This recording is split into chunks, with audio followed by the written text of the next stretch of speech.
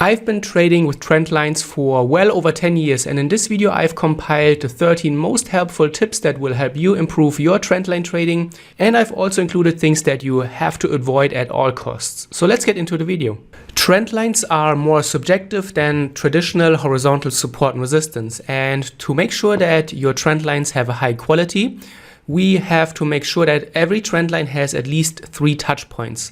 Only when a trend line has 3 touch points, we are talking about a valid and a confirmed trend line. So that's very, very important. And the way you then use a trend line, and there are many ways as you will see in this video, but one of the ways is for trend pullbacks. So what you do is you're looking for a trend line, and then on the 3rd touch, you are looking for trades away from the trend line. In this case, because the trend line is sloping upwards, we're looking for buying opportunities on the 3rd, 4th, 5th, and so on touch point.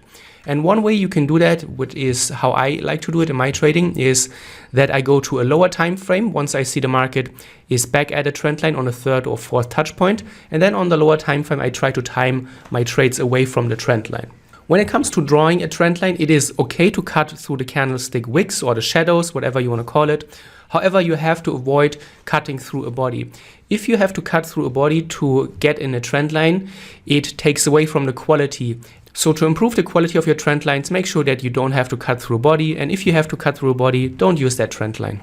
One really important detail that a trend line can tell you is the trend strength. So very often you can see that as a trend progresses, the angle of a trend line changes, and in this case it changes significantly. In the beginning you can see the price is rising very quickly and the trend line is very steep. And then in the later parts of this trend, the trend line changes a lot, and now the trend line is way flatter. And this shows you that in the beginning the market was able to rise in a short amount of time a lot, and then here in the second part, over a long amount of time, the market was barely able to move higher. And when we look at the highs, the market was not even able to make a higher high. So a decrease in the angle and a change in the angle can tell you a lot about the loss of power, the loss of momentum, and it's often foreshadowing a complete trend reversal. In this context, the trend line can also help us understand trend waves, and this is what I find really interesting and very, very helpful. So when you are in a downtrend, when the market is overall in a big picture downtrend, you want to look for selling opportunities. And you want to look for selling opportunities after the market has put in a consolidation, ideally. So when we look at trend lines, and we can use them to see, is the market falling fast, such in this case, and is it rising slow? So in this case, we have a lot of sellers here in the initial part, and we don't have a lot of buyers in the second part. And this is a very important piece of information, because trends, as I've said many times, they don't just take off in rise and fall in one straight line, but there's always this back and forth. And to understand this back and forth, it's one of the keys for trend continuation and trend following trading. So when you can see that the downtrending waves are moving very quickly, whereas the bullish trend waves are moving very slowly and are almost not able to get higher, that's an important market tell, because it shows us we have a lot of sellers, we don't have a lot of buyers. And this indicates that the continuation to the downside is way more likely because the sellers are in control. Another example here, the market is falling fast initially, and then here with this trend line we can see the market is rising very slow. Here's a very important pattern that we will see later in more detail, the break and a retest pattern. And you can see after the market is pushing out of this slow rising phase, the trend is continuing, and we are continuing this big picture downtrend. Takeoff and sustainability of a trend line is a very important concept. So what you will see is we have an established trend line, 1, 2, 3, 4, 5 touch points, and the trend has been going on for quite a while. And then suddenly out of nowhere, the market takes off. And if this happens in a trend context where the market has already been moving higher for quite a while, it is not recommended to jump on such a takeoff, especially if you don't catch the takeoff early on. If you are looking at the takeoff later and you just be aware of the chart later, then I would recommend to stay away from it, because this is not sustainable.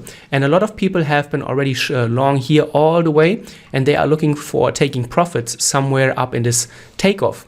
So what you will often see that, first of all, this is unsustainable. The market will often reverse back to the trend line.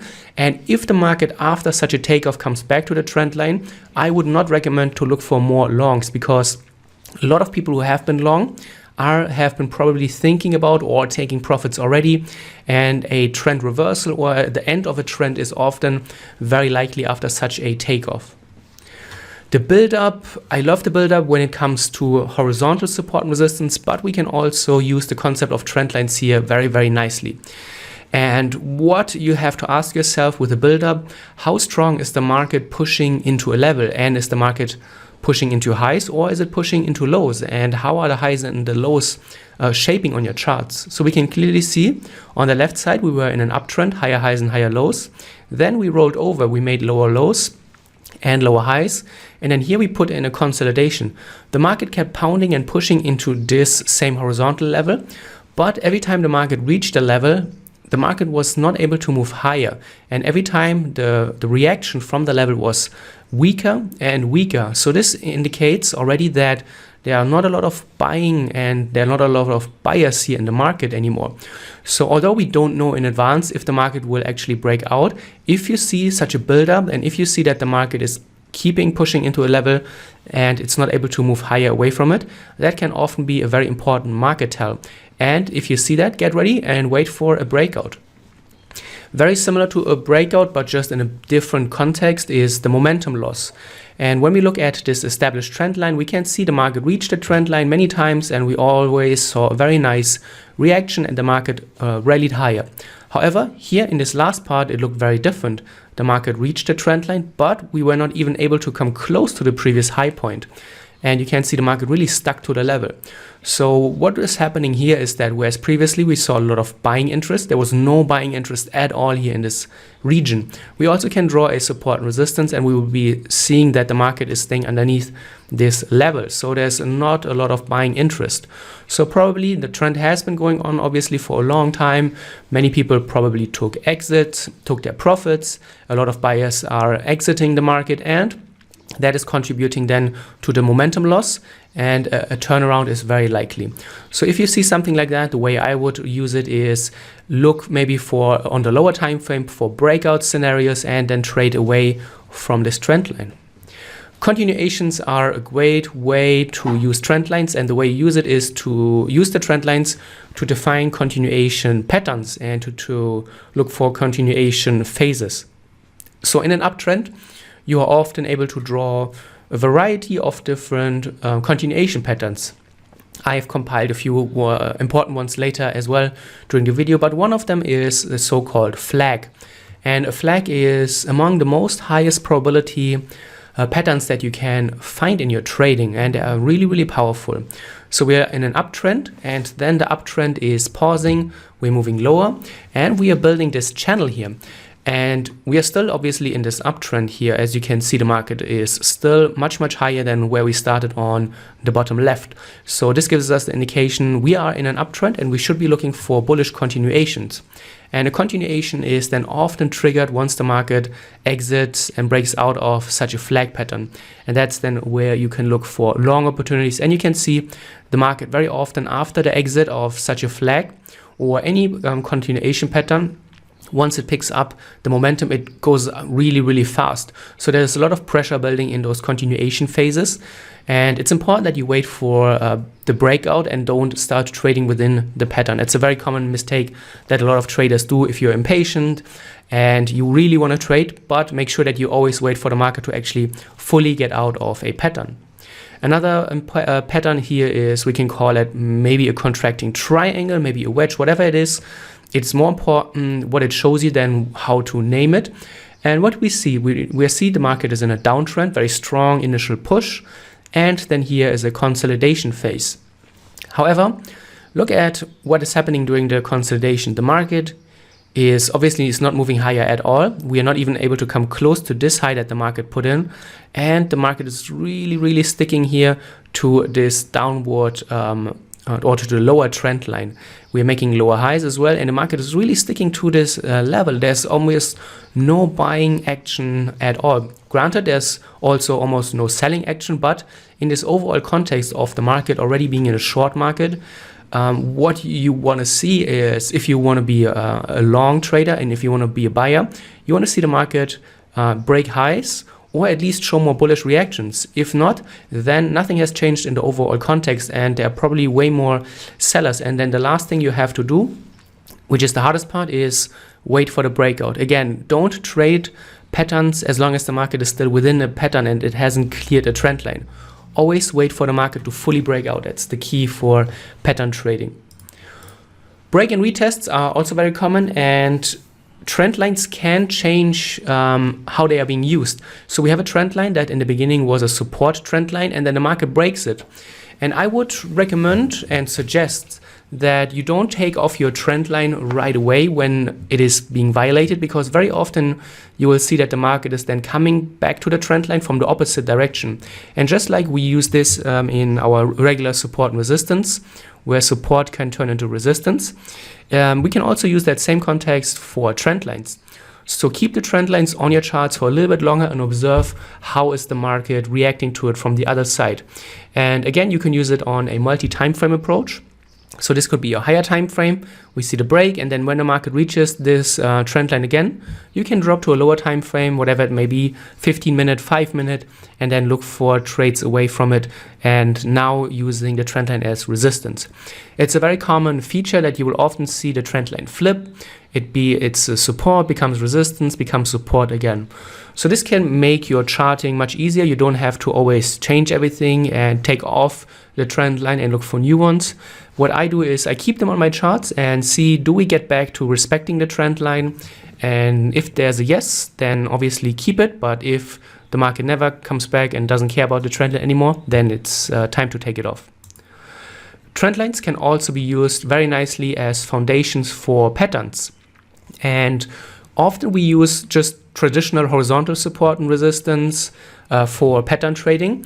However, if you are also using trend lines, it can help you find different types of patterns, so that in different market contexts, you are able to find patterns. So here we are looking probably at a inverse head and shoulder. And in this case, the head and shoulder has a neckline that is made up of a trend line. So very nice context. We also have here the 50 period SMA, which also helps us with a little bit more objectivity around pattern trading. And the way you use it then is either look for the breakout or wait for a pullback afterwards. So the pattern really indicates a shift of momentum. We're going from a downtrend underneath the 50 MA to then making a double bottom. We are breaking the highs, we're making now higher highs, and then the uptrend is starting. Patterns can also be obviously trend continuations, as I've shown you, and head and shoulders especially can be used as a trend reversal pattern, such as this in this case, or it can also be used as a continuation, which is fascinating. So here in this case, we are in a downtrend. Again, ask yourself, the market is falling very fast and it's rising very slowly. How is it rising? First of all, we have a nice trend line that makes our life a little bit easier, so we can use that trend line for breakout trading. We also see from left shoulder to the head, the market is making a higher high. From the head to the right shoulder, it's making a lower high. So that's a very important shift in market sentiment. If you want to be a buyer, that's the last thing you want to see. You don't want to see the market making lower highs. So we are back to overall downtrending scenario. We're back in a short-oriented mindset. We don't automatically short just because we have a lower right shoulder, but it indicates that there is probably a lot of selling pressure building, and then we wait for the breakout. And if we get the breakout, that gives us a lot of confidence, because the breakout happens in the perfect context, and that is what we need as traders. Contraction is important. Wedges are very powerful, and wedges, you can see we have two trend lines in this pattern. The trend line is moving down very fast, and on the other side, on the bottom side, the trend line is way more shallow. And this then obviously leads to a pattern, a pennant, whatever you want to call it. But the point is that the space between the trend lines gets smaller and smaller, and there's a lot of pressure building often within those pennants or wedges. And especially if they happen in the right context, they are great patterns. So what is the context? We are in a big overall uptrend. We are also here in the support and resistance area, and the market is making a flag, or whatever you want to call this pattern. So we want to be long because we are in an uptrend, but we need to have some type of pattern, or at least some trading plan here. And such a pattern helps us to get a little bit more of an objective trading plan. We want to wait for the pattern to be cleared, obviously, and you can see there's so much pressure building up. when the market is breaking out, the pressure is released, the sellers are completely withdrawing, the buyers are fully taking over, and you can see how fast the market is moving higher. Another thing that can really help your continuation trading is when you find those springs. Springs are failed or fake breakouts, and they happen within patterns. They can also happen within horizontal support resistance, and in this case you can see we have a pattern within this flag or wedge. Again, what is the context? The price has been rising fast and it has been falling slow. So obviously it is more bullish than bearish. So we want to look for longs. Then we have this beautiful pattern here that is defining our consolidation. We have a failed breakout. So the market did actually try to break below those lows. The market failed to break lower, was rejected, and then within the next 2 candles the market was on the other side of the pattern. So we have completely changed our sentiment from trying to be a short market, which has failed, to now seeing huge bullish pressure out of the pattern, and we're continuing our overall uptrend. So we can nicely put things together, and those are my 13 tips on how to use trend lines effectively. Let me know which of the ones you find the most helpful, the most interesting, which ones are you using already, and maybe what did I miss? I look forward to hearing from you.